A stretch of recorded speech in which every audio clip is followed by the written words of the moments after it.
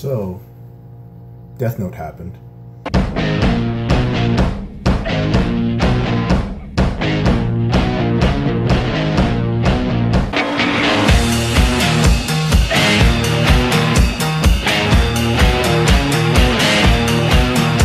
And my fridge is being unbelievably loud.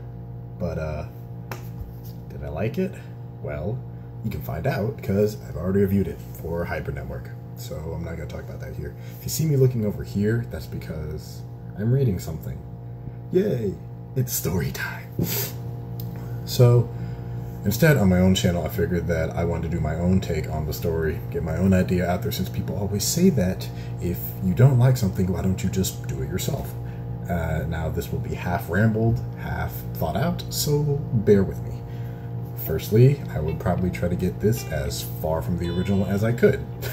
That way I don't upset fans or casual moviegoers at the same time like this one did. You only really got a few constants. You have it being a battle of ethics, the Death Note has set rules, and there is a Shinigami that follows the book around. So, without further ado, let's make an attempt to do this thing. You're introduced to a guy who works either a desk job or an office job. I don't know, let's call him Frank, since this is in America. Frank is a recent college grad who thought his degree would garner him an immediate position in a field that he wanted. Well, it doesn't work like that, so sadly Frank didn't have much work experience, so right now he's tired, but he still has a kind of positive outlook on life. Because, you know, at least he's working. However, the job he works at doesn't really pay the best, and his boss is an asshole. Now, Frank isn't stupid. He knows he can do a high-level job better than his boss can, but the boss is the result of nepotism from the owner of the company, or some shit like that. Maybe they're cousins or some shit, I don't know. So the boss slacks off and ends up putting all of his work on Frank and his other coworkers, which makes their lives not so fun, because not only are they doing their own work, they have to do their boss's work too. So Frank gets along with his coworkers, everyone's saying that he shouldn't be there, that he should be the one running the place, that he can make it better, and though it's a fun fantasy, it all kind of feels like a pipe dream from where he's at now. So, when Frank gets off work, his optimism is a little bit carried by his girlfriend. They've been dating a couple of years, they have pretty good chemistry, she's in law school, she's trying to get out and kind of start a real life once she's done with all of that. She's a little bit eccentric, but the little time she has away from studying and looking at books all day, she spends with Frank. She even sometimes talks some of her classes and her court cases with him, kind of trying to get his opinion on the things she can't talk about. This is where you get a couple clash of ideals with his girlfriend. Let's call her Lisa. No, it's too close to Lisa. Catherine. So Catherine is a little more judgmental and kind of strict with her ethical beliefs, while Frank is a little more liberal. They get into debates with one another on real topics like assault cases with victims or psychological evaluations for murderers. But in the end, they still kind of reconcile and realize it's all for fun, and they're just kind of mental war games. They're you know, they're for fun. They're not really serious about what they're saying with one another. It's what they believe, but you know, you like to debate your friends sometimes. One day, Frank is on break, and while he's sitting there, he happens to look out the window, and something falls outside the building, and he goes outside, grabs it, and lo and behold, it's the fucking Death Note. So he runs back inside before his boss can get up his ass again, and just says some shit like, I don't know, your 10 minutes are up, Shepard, because his last name is Shepard now. Just go with it.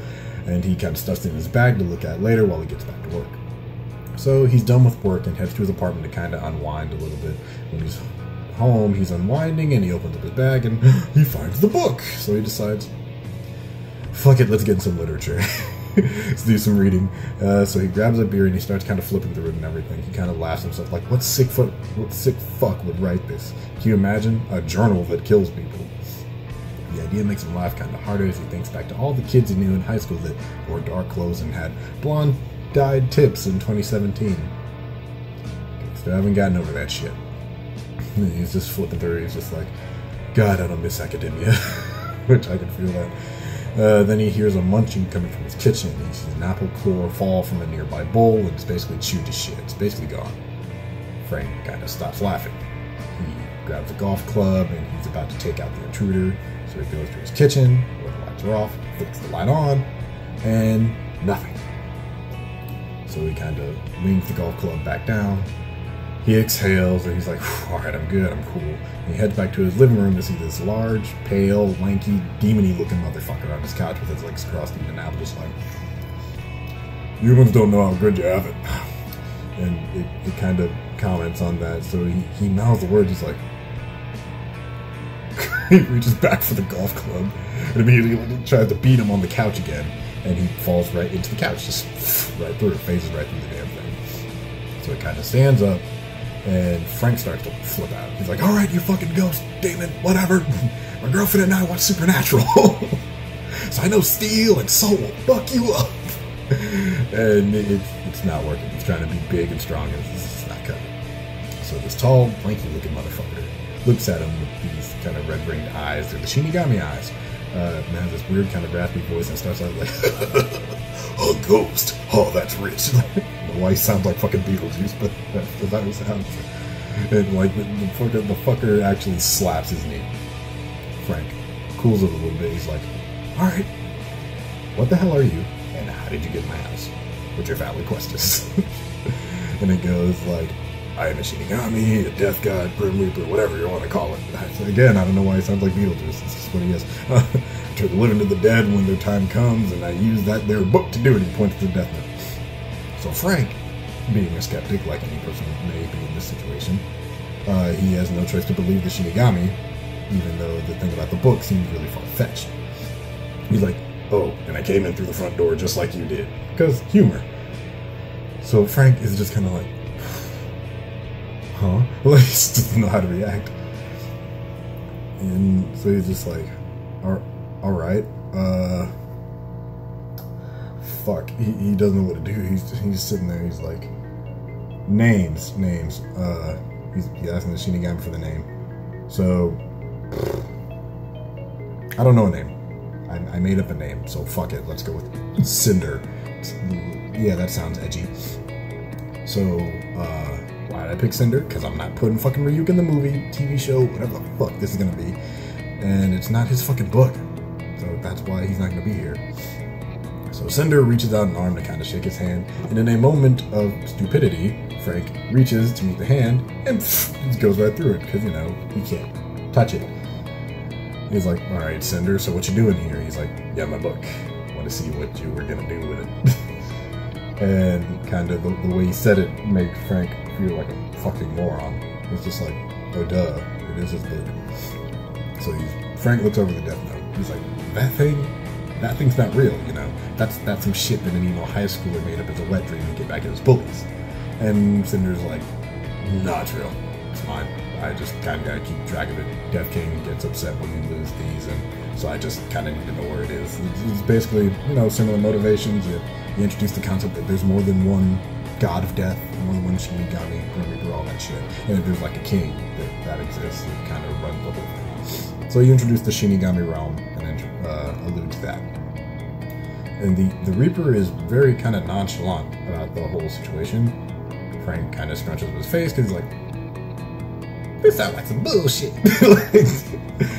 He's like, so Cinder's like, you know, if you don't believe me, you know, give it a shot. And Frank's like, am I having a hallucination right now? Did someone spike my beer? Like, the fuck was I drinking? Or this beast, demon, Shinigami, god of death might be telling the truth. So Frank goes, fuck it. He grabs a pen and he's like, alright, so I just kind of write a name down and boom, dead. And Cinder hits him with, I recommend you read the rules, but yeah, whenever you gotta write the first name, last name, know what the face looks like. People tend to share names, so you don't want to kill like 75 people all in one day. Just shitty paperwork, all that. And Frank's like, aha. Gotcha. Anyways, Frank is thinking of who to kill, and he's not really taking the book that seriously. Like, he can believe the Grim Reaper is standing in front of him, but a book that kills people, now, that's silly. So anyways, he pulls up the internet, and he's just trying to think.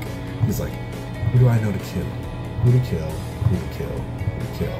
Which is a question that very few people have to ask in life. But, he's like, fuck it. So he pulls up a bunch of old celebrities on Wikipedia, and then he scribbles down a name, and slams the book. He's like, now what? Now they're just dead. Now they're just dead. Is that how it works? And Cinder's like, just give it a second. So he's like, all right. So this person is actually dead and they're famous. It'll make the news. So he goes to Google News or whatever you're using here because people can't really afford to license Google. He says, hit the news page and refresh, refresh, refresh, refresh. For about a minute. It doesn't take that long. It's because it takes 40 seconds for it to take place. And it's like, breaking story, Celebrity X has just suddenly died of heart attack, because we're keeping that. So he kind of smirks at him, and he looks back up, he's like, he's trying to call his bluff. He's like, nah, that's gotta be a coincidence. They were old when I wrote the name down, you know. You can't bullshit a bullshitter. So he's like, bullshit, it's coincidence. And so he's like, whatever you say, Frank. So he pulls up another name, writes it down, same thing, refresh, refresh, refresh, boom. Another one dies about a minute later. And he's like, holy shit, it works. And then it dawns on him, he just murdered 2 people. Oh my god. So Cinder just kind of hits him with the, now you believe me? Frank kind of kicks the table away. He's like, fuck that. And he starts to freak out. But then he calms down and realizes that no one knew it was him. No one knows he has his book. No one knows what it does. Him and Cinder right now are the only ones that know about it, kind of in this story at least, in this setting and all that. So he also has the power to kill people in his hand, and he's like, I don't deserve this, I can't have this, this is too much. And he goes over to like his waistband, he's about to drop it in, and he's like, he can't do it, he can't do it. Something makes him hold on to it, and he looks at it, he's like, this might be how I can get that higher position at work by killing my boss. Move this man! This might be what I need to get my foot in the door, to get into places that I couldn't get into before. This might be, this might help me get farther in life. He's doing it kind of for a little bit more personal gain so he can have the life that he always dreamed of by essentially taking out the people that were there in the first place. Now, I'm going to stop that part of it here, because if I kept writing all of this, it would have turned into an actual movie or a full script, and that wasn't my intent when I was making this video. And if I wrote and recorded all of that, we would be here forever, because originally I was going to use my mic, but fuck that. But essentially, the story that you end up with is like Bonnie and Clyde with a Death Note and an ethical thriller drama. Catherine ends up thinking that Frank is thinking too small scale, and they both end up sharing the Death Note, this Cinder's one book, and they use it to take out corrupt politicians, criminals, and slowly this message starts to spread kind of across the world, similar to Kita, but it's like judgment is coming. Like this goes on for like months and months and months, and maybe about a year out. But there is no Kira here. People are just like, judgment is coming, judgment is coming. This is from God, and they don't so much have a God. They have a little bit of a God complex, but not a whole lot. And you would have a scene. You have Catherine eating a bag of chips, and you have that contrast of her. She's eating the chips. She's casually writing the names down, and you have like nice, cute little orchestral music. But at the same time, you see these gruesome, brutal deaths for all these horrible people, or these horrible politicians, or these people that have done wrong by the world, like terrorists and pedophiles, all these pieces of shit. And you have like this hard guitar music hitting it at the same time. Los Doritos Nacho preparados. And then it's like, it's the same thing, but different instruments. So you have something cute, and you have something hardcore, and that's where your contrast comes in. Yeah. And so I would change that from kind of the music that they had was a lot of indie rock and 80s music. Odd choice. And then so what happens is, as it starts to pick up, police start to notice a pattern, and leaders of different countries start coming together. Like, what are we gonna do about this? So you have a squadron of like the world's best show up, and you have the lead detective named Watson, because there's no L in this story. He's not gonna be in it either. And they try to track through whatever clues they can find through all of the deaths, because once you start seeing a pattern going, like, this person dies, this person dies, this person dies. What did they do? What did they do? What did they do? Oh. And you start to like piece together and try to figure out who could be next, and they end up being called the Judgment Killer. So Frank and Catherine kind of end up on the run, kind of going throughout the country as much as they can to try and evade and cover up their tracks as much as they can from this task force. Like, they have money, they basically do a lot of what they want, but not everything. But Frank ends up kind of noticing throughout the story that the power's kind of going through Catherine's head. This is what you have established at the beginning, is that their ethics aren't exactly the same. And Catherine's a little bit more strict with her beliefs of kind of good and evil, on like right and wrong, and Frank's a little bit more liberal with that. So I had to make out an ending for all of this. How would it end? It's a good question. Let's I don't know, I'm gonna give it something kind of stupid. So they trick one another into believing that they're with them on their stance with the book. So Catherine's like, I'm gonna keep it, and in reality, she wrote Frank's name down in the book somewhere. Maybe she covered it up or some shit like that. But she did is like an act of love, and it's kind of a decision that she makes, not easily, but that's like, he's either with me or he's against me. And right now, I think he's holding me back from my full potential from changing the world with this book. Frank actually tricks her because he wrote her name down, and he because he felt deeply in his heart of hearts his mind change, and that he needed to stop her murder spree. And he needed to end all of this. He needed this Judgment Killer stuff to stop. And like, he didn't care if he went down with her or not. He was willing to accept it. But they wrote it for like a day or two later, because they knew that the task force one day they were gonna mess up, and they knew they were gonna catch him. So they're like, I got to do this on my own, or not at all. So they end up dying during makeup sex. And the book is next to them, and eventually they get discovered by the task force, but it's too late. They're dead. And their damage on the world has already been done. And it kind of ends with Cinder flying away with the book, just like, well, I was supposed to put their names in the book, but I guess they got that done. I guess they got that job done for me. Alright, so that was, I guess, my reimagining for how I would have handled it. This was a lot longer than I thought it was going to be, but hey, that's what I thought about it. And I won't know if I would want to be a series. Like, you could definitely flesh it out. You could honestly do that as like a movie, just make it 2.5 hours long instead of like the 90 minutes that they did. Be smart with the resources. You could probably use the same budget, all that shit. And boom, there you have an American Death Note. Anyways, like, comment, subscribe if we still do that in 2017, this year forward. I put out videos whenever I feel like it, and have a good one.